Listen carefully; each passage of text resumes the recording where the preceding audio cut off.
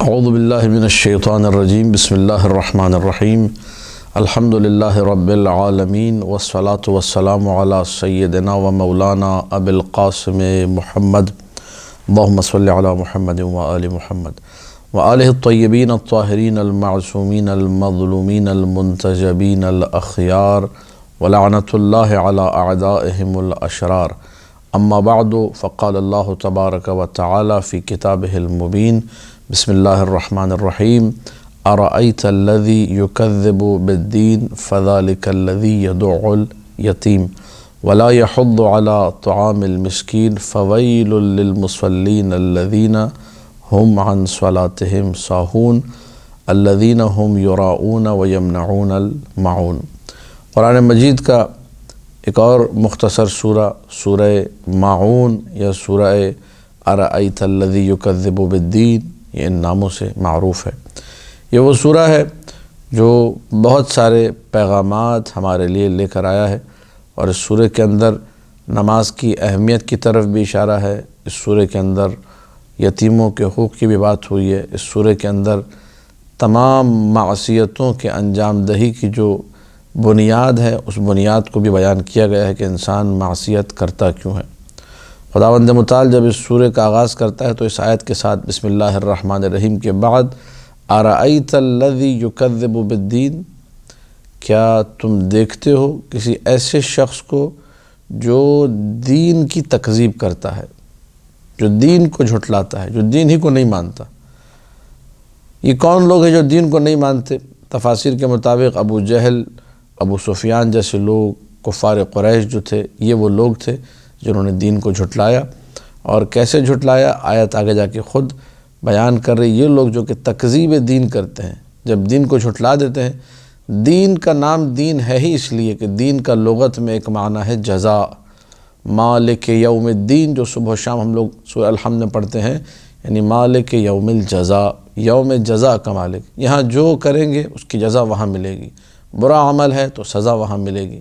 یوم الدین، یوم الجزا، یوم الحساب کا مالک ہے وہ۔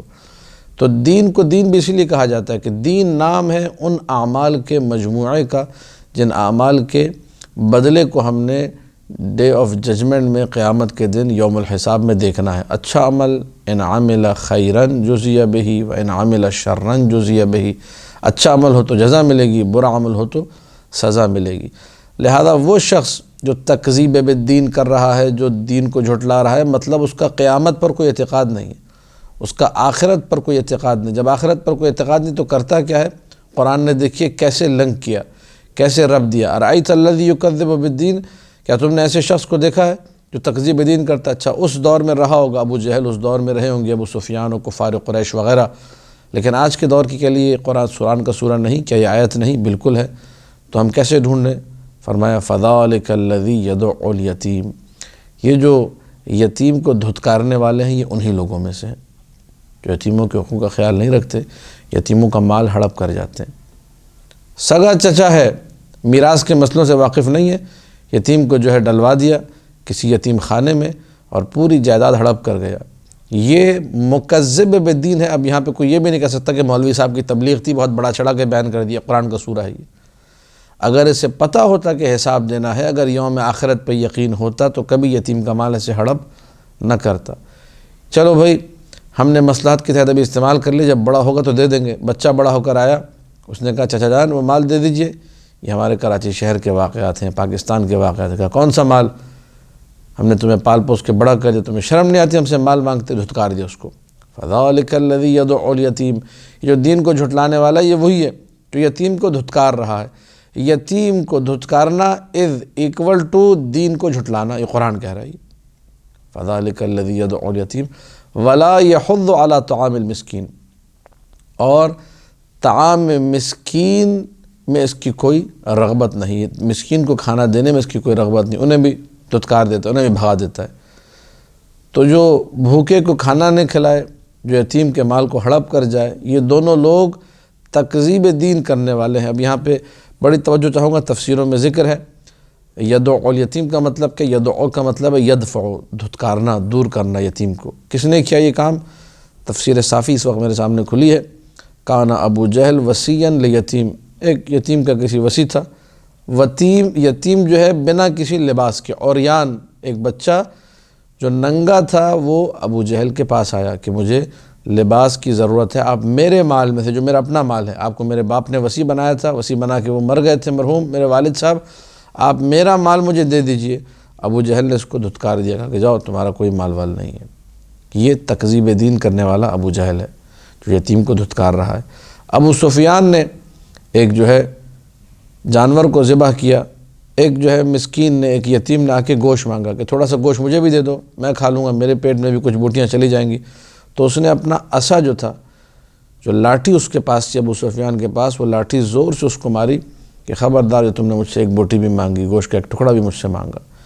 یہ لوگ آخرت پر یقین نہیں رکھتے تھے۔ اگر ان کو پتہ ہوتا کہ یتیم کو کھلانے کا کیا ثواب ہے، یتیم کو لباس پہنانے کا کیا ثواب ہے، تو قطعاً یہ کام نہ کرتے۔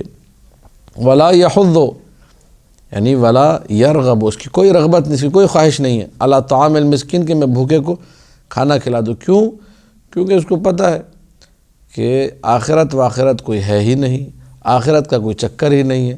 جس کا آخرت پر یقین نہ ہو وہ کبھی یہاں پہ کھانا نہیں کھلائے گا۔ اور کچھ لوگ جو اپنے آپ کو بڑا ایماندار اور دیندار سمجھتے ہیں، ان کا عالم یہ ہوتا ہے جب ظاہری طور پہ جو ہے خالی دین سے متمسک ہوں اور باطن میں دین کا وجود نہ ہو، کہتے ہیں وہ سورہ یاسین کی جو آیت ہے کہ اگر اللہ چاہتا تو ان کو کھلا دیتا، اللہ ان کا پیٹ بھر دیتا، اللہ نے نہیں بھرا تو ہم کیوں بھریں؟ شیطانی وسوسہ، شیطانی جملے، شیطانی طریقہ کار بات کرنے کا۔ لہٰذا خداوند متعال نے جب یہ دو جملے ایک کے بعد ایک کہے کہ دین کو جھٹلانے والا کون سا ہے، کون سا شخص ہے؟ وہ جو یتیم کو دھتکار رہا ہے، وہ جو مسکین کو کھانا نہیں کھلا رہا۔ اس کے بعد اللہ نے کہا فویل للمصلین۔ اب ذرا آپ اس کے ترتیب کو اور انداز کو سمجھیے گا۔ یتیم کو کھانا نہ کھلانے والا، دھتکارنے والا، دین کو جھٹلانے والا ہے۔ مسکین کو کھانا نہ کھلانے والا، مسکین کو دھتکارنے والا، دین کو جھٹلانے والا ہے۔ جب یتیم و مسکین کو نہ پوچھنے والا دین کو جھٹلانے والا ہے، تو پھر تو بیڑا غرق ہو نماز چھوڑنے والوں کا، جو نماز چھوڑتے ہیں۔ یہ ترتیب ہے، فویل للمصلین، پھر تو بربادی ہے مسلین جنہوں نے نماز کو جو ہے چھوڑ دیا۔ فویل للمصلین، ان نماز گزاروں کے لیے الذین هم عن صلاتهم ساہون، جنہوں نے اپنی نماز کو چھوڑ دیا ہے۔ کتنا بڑا گناہ ہے ترک نماز۔ قرآن نے اس کو یہاں پر بیان کیا اور یہ پیغام دیا کہ جو رب کو سجدہ نہ کرے۔ اب اگر کہا جا رہا ہے کہ تارک الصلاۃ کے ساتھ بیٹھ کر کھانا نہ کھاؤ تو سمجھ میں آ جانا چاہیے۔ کیوں؟ کیونکہ یہ دین کو جھٹلانے والا۔ سورہ نے بیان کیا، نہ حدیث ہے، نہ کسی مولوی صاحب کی تبلیغ ہے، قرآن کی آیت ہے، ترجمہ ہے، خود جا کے آپ پڑھ سکتے ہیں۔ میری تفسیر پہ، میرے ترجمے پہ اگر بھروسہ نہیں ہے، آپ خود جا کے تحقیق کیجئے، پڑھیے کہ یہ ارأیت الذی یکذب بالدین ایسا ہی سورہ ہے جس میں اس لحن میں، اس تندی کے ساتھ بات ہوئی ہے۔ لوگ کہتے ہیں قبلہ یہ کیسے ہو سکتا ہے کہ تارک الصلاۃ جو نماز نہیں پڑھتا اس کے ساتھ بیٹھ کے کھانا نہ کھاؤ۔ جس نے پریکٹیکلی نماز کو چھوڑ دیا وہ دین کو جھٹلانے والا ہے، اور دین کو جھٹلانے والے کے ساتھ بیٹھ کر کھانا کھانا کیا پسندیدہ عمل ہے؟ آپ خود فیصلہ کیجئے۔ قرآن نے کہا دین کو جھٹلانے والا ہے، لیکن میں اور آپ اپنے زعم کے مطابق، اپنی مصلحتوں کے تحت، اپنے جو ہے مفاہیم کے تحت جو ہم نے اپنے ذہن میں بنائے ہوئے ہیں، ایسے لوگوں کو ہم لوگ بھی دیندار سمجھتے ہیں، بڑا اچھا آدمی ہے، دل کا صاف ہے، پاکیزہ آدمی، زبان اس کی اچھی ہے، رب کو سجدہ نہیں کرتا تو نہ کرے، دنیا کی ساری نعمتوں کا منکر ہے، عملی طور پہ دہریہ ہے، ایتھسٹ ہے، ہوا کرے، میرے ساتھ تو اچھا ہے۔ یہ جب ہماری سوچ بن جائے گی تو ہمیں کبھی بھی معصوم کا فرمان سمجھ میں نہیں آئے گا جس میں معصوم یہ کہہ رہے کہ جو تارک الصلاۃ کے سامنے مسکرایا بھی تو اس نے بیت المعمور کو گویا 7 مرتبہ یا پتہ نہیں 70 مرتبہ ڈھا دیا۔ ہمیں کیوں سمجھ میں آئے گی یہ روایت؟ ہماری تھنکنگ یہ بن چکی ہے کہ ہم نے ہر حال میں بس یہ دیکھنا ہے کہ میرے ساتھ کون اچھا ہے، میرے ساتھ اچھا ہے تو معاملات ٹھیک ہے، بھلے وہ خدا کے ساتھ برا ہو، میرے رب کے ساتھ برا ہو چل جائے گا، میرے ساتھ برا نہیں ہونا چاہیے، معیاری ہے۔ لیکن جہاں حب و بغض کا معیار فی اللہ، خدا کے ساتھ اچھا ہے بھلے میرے ساتھ برا ہی کیوں نہ ہو، اگر خدا کے ساتھ اچھا ہے تو میں اچھا رہوں گا، معیار یہ ہونا چاہیے۔ ہمارے پاس بالکل برعکس 180 ڈگری گھما کے ہم نے معیار بنایا، اور میرے ساتھ تو اچھا ہے نا، میرے ساتھ تو ٹھیک ہے، پھر ٹھیک ہے۔ اللہ کے ساتھ برا ہے، سجدہ نہیں کرتا، نماز نہیں پڑھتا، نہیں پڑھے، مجھے کیا ٹینشن ہے بھائی، میں نے اس کی قبر میں نہیں جانا، اس نے میری قبر میں نہیں آنا، یہ جملے کہے جاتے ہیں، جبکہ یہ جملے قرآن کی تکذیب کر رہے ہیں ایک طریقے سے۔ ارأیت الذی یکذب بالدین فذلک الذی یدعو الیتیم ولا یحض علی طعام المسکین، مسکین کو لاٹھی مار کے بھگا دیا، یہ دین کو جھٹلانے والا۔ جس نے یتیم کو کھانا نہیں کھلایا وہ دن کو جھٹلانے والا۔ فویل للمصلین، بیڑا غرق ہو نمازوں کا، عذاب الہی ہے نماز گزاروں کے لیے، مصلین کے لیے۔ کون سے مصلین؟ الذین هم عن صلاتهم ساہون، جنہوں نے نماز چھوڑ دی ہے، جنہوں نے نماز کو بھلا دیا۔ یہاں پر ان اور فی کا بڑا کمال ہے۔ اگر یہاں پر فی صلاتہم ساہون ہوتا تو سب کا بیڑا غرق تھا قرآن کی اس آیت کے مطابق۔ ساہون کبھی فی کے ساتھ آتا ہے، کبھی ان کے ساتھ۔ اگر فی کے ساتھ آ جائے تو مطلب یہ ہے وہ لوگ جو نماز تو پڑھتے ہیں لیکن نماز میں ان سے مسٹیک ہو جاتی ہے، کوئی بھول چوک ہو جاتی ہے، کبھی جو ہے نا غلطی سے سجدہ چھوڑ دیا، کبھی جو ہے نا غلطی سے تشہد میں کوئی بات کر لی، کچھ بھی مسٹیک ہو جاتی ہے۔ ہم سب سے ہوتی ہے، کون یہ کہہ سکتا ہے کہ ہم سے نہیں ہوتی؟ ہر ایک سے کہیں نہ کہیں کبھی نہ کبھی مسٹیک ہوئی ہے۔ تو اگر فی ساہون ہوتا تو پھر سب کے لیے عذاب الہی تیار تھا، لیکن عن ساہون ہے۔ عن ساہون کا مطلب یہ ہے کہ جو جان بوجھ کر نماز کو ترک کرے، جو جان بوجھ کر نماز کو چھوڑے، ایسا شخص جو ہے وہ بارگاہ الہی میں اس آیت کو جب پڑھے بیٹھ کر تو تیار رہے اس عذاب کے لیے، بفویل للمصلین کے لیے، الذین هم عن صلاتہم ساہون۔ اب یہاں پہ روایتیں ہیں، میں اپنے تزکیہ نفس کے لیے بھی یہ غلطی ہم سے بھی ہو جاتی ہے کہ بعض اوقات اول وقت کی نماز نہیں ہو پاتی، تو لہٰذا اگر میں یہ روایت پڑھ رہا ہوں تو کوئی بھی مرد مومن یہ نہ سمجھے کہ میں مثلا اول وقت کا پابند ہوں۔ اپنے لیے دعا ہے اور اپنے نفس کے لیے ایک تعزیانہ بھی کہ خدا ہمیں بھی اول وقت کی نماز پڑھنے کی توفیق عطا کرے۔ معصوم کا ارشاد ہے کہ یہ جو آیت ہے ویل للمصلین الذین هم عن صلاتہم ساہون، یہ ان لوگوں کے لیے جو اول وقت کی نماز کو بنا کسی عذر کے چھوڑ دیتے ہیں۔ ایک دفعہ بندہ کسی کام میں مصروف ہے، کسی جگہ پھنسا ہوا ہے تو سمجھ میں آتا ہے۔ ایک دفعہ اذان ہو رہی ہے، گھر میں لیٹا ہوا ٹی وی دیکھ رہا ہے، کوئی کام نہیں اس کا، ادھر سے ادھر چینل گھما رہا ہے۔ پڑھ لیں گے نماز، وقت وسیع ہے، دیکھی جائے گی، گپے مار رہا ہے بیٹھ کے، فضول گپے، ان کا کوئی مقصد نہیں۔ ان لوگوں کے بارے میں بھی یہ آیت ہے اور یہ عذاب ہے معصوم کے فرمان کے مطابق، یعنی سختی ہے۔ اگر بنا کسی عذر کے، بنا کسی ایکسکیوز کے، بنا کسی بہانے کے اگر نماز چھوڑی، جبکہ مؤذن نے حی علی الصلاۃ کہہ دیا تھا، آ جاؤ نماز کی طرف، تو اس کا مطلب یہ معاملہ بھی سخت ہے۔ اول وقت کی نماز ایک اہمیت کے حامل ہے۔ روایات نے کہا اول الوقت رضوان اللہ وآخر الوقت عفو اللہ، وہ بھی اسی سے آ کر جڑ جاتی ہے روایت۔ اول وقت رضائے خدا کے لیے موجب بنتی ہے، انسان جب اول وقت کی نماز پڑھتا ہے خدا راضی ہوتا ہے۔ وآخر الوقت عفو اللہ، یہ بھی حدیث معصوم ہے، اور آخر وقت میں خدا معاف کرتا ہے۔ والعفو لا یکون الا من ذنب، اور معافی تبھی ہوتی جب کوئی غلطی ہوئی، جب کوئی گناہ ہوا ہو۔ تو اول وقت کی نماز بنا کسی عذر کے چھوڑنا، جو روایت میں تصریح ہے لغیر عذر، یہ خود ایک گناہ ہے۔ انسان کو کبھی بھی اول وقت کی نماز کو نہیں چھوڑنا چاہیے۔ پھر اس کے بعد ایک اور حدیث ہے جو کہ کتاب خصال شیخ صدوق میں موجود ہے، امیر المؤمنین علی بن ابی طالب صلوات اللہ علیہ سے، مولا فرماتے ہیں لیس عمل احب الی اللہ عز وجل من الصلاۃ، اللہ کو کوئی بھی عمل نماز سے زیادہ پسند نہیں، نماز سے کسی عمل کا کوئی تقابل نہیں، نماز اتنی زیادہ خدا کو پسند ہے۔ فلا یشغلنکم عن اوقاتها شیء، کوئی بھی چیز بہانہ نہ بنے، کوئی بھی عذر تم اپنے لیے پیدا نہ کرو اوقات نماز میں فلاں کام میں تھا۔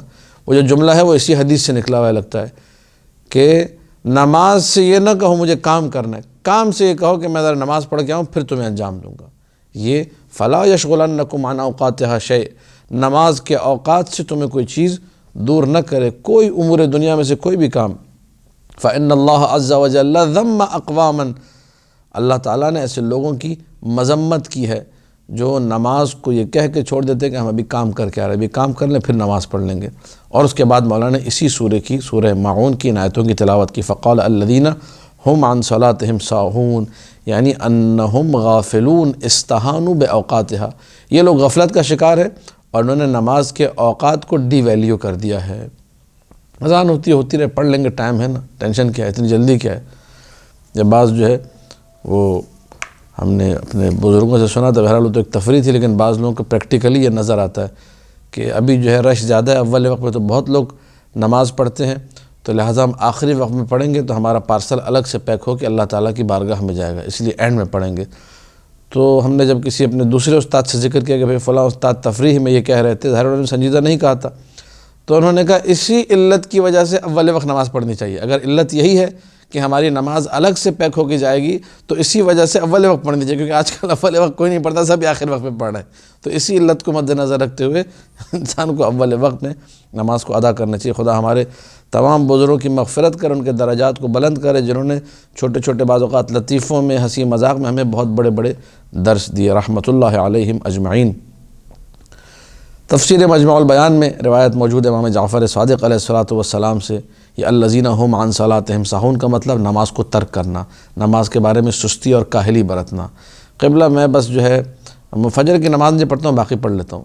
قبلہ ظہر کی نہیں ہو پاتی، وہ آفس ٹائم ہے، لیکن باقی پڑھ لیتا ہوں۔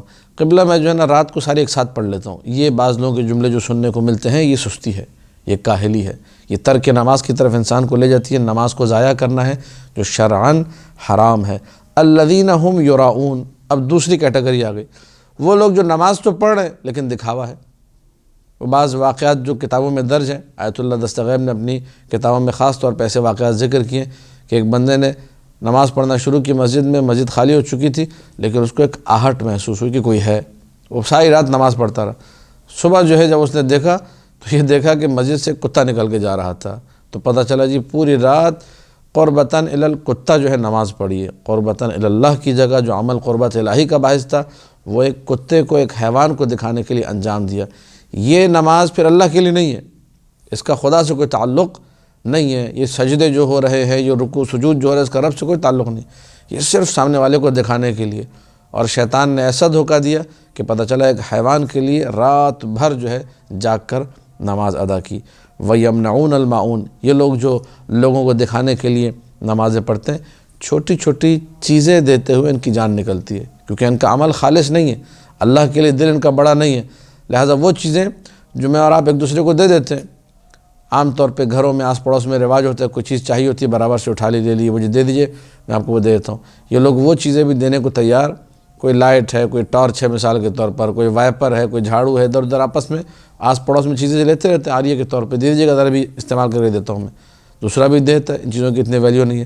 یہ لوگ اتنے آخری درجے کے کنجوس ہوا کرتے ہیں، کنجوس بالذات، کہ یہ وہ دینے کو بھی تیار، وَيَمْنَعُونَ الْمَاعُونَ، دینے کو تیار نہیں ہوتے۔ اور بعض روایات میں ہے ان لوگوں کے بارے میں، وَيَمْنَعُونَ الْمَاعُونَ سے مراد وہ لوگ ہیں جو خمس کھا جاتے ہیں، جو خمس نہیں دیتے۔